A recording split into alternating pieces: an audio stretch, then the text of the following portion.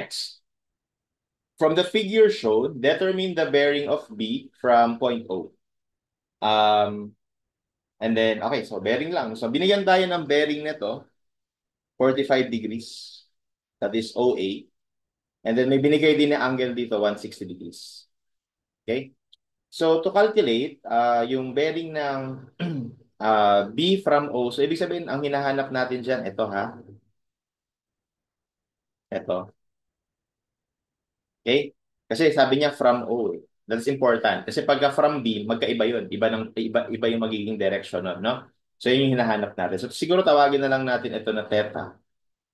So para makompute yung theta na yan, so pag tagpi-tagpiin natin, unahin natin itong computed. So tawagin ko itong alpha. So di ba yung alpha plus 160 ay dapat equal sa 180 kasi straight line to eh. So therefore, alpha would give us 20 degrees. Okay? So that is 20 degrees. So ngayon, ang kailangan ko next, so dahil yan ay alpha, we can actually define this as also alpha. So opposite angles are congruent, no? Ang kakailanganin ko next para ma-define ko to, no, is kailangan ma-define natin itong buong to. Di ba? Yan angle na yan ay parehas lang sa angle na to, theta. So, ibig sabihin, kailangan ko munang ma-define itong angle to sa loob, yung interior angle ng B, no? So, paano yun? Okay, siguro, gamitin natin itong mga sides na binigay para ma-compute natin. Actually, ma-compute natin itong angle na to. Ayan, kasi we can, uh, or we can let that particular angle. Yes, ma-compute natin itong angle na to kasi kung ito ay 45, hindi ba 45 din to? Okay, so yung angle na yellow or yung angle A na tawagin natin angle A is just 45 plus alpha. Or that is alpha is 20, so 65 degrees. Okay? So, dahil meron tayo niyan, we can actually solve the triangle. No? I-redraw ko lang yung triangle para hindi magulo. So, ito yung angle A na 65.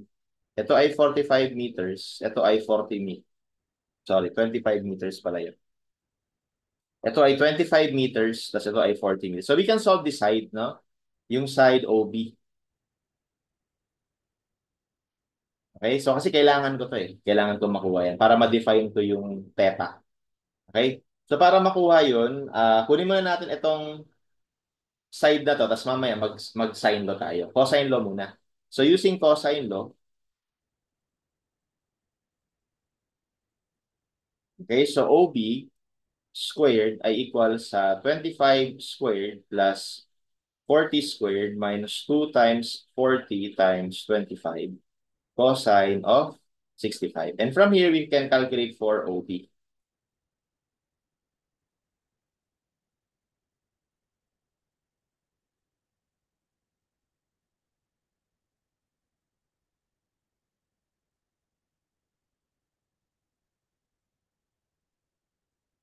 So that gives us 37.145. Store na lang natin sa A.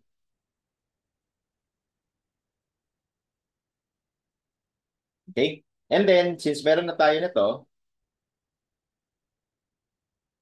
we can now use sine law to define this angle B. No? So by sine law, okay, so let's use sine of angle B over yung opposite side niya is 25. Tapos gamitin naman natin itong 37.145 over, ay sorry, baliktad. Sine of 65 pala muna.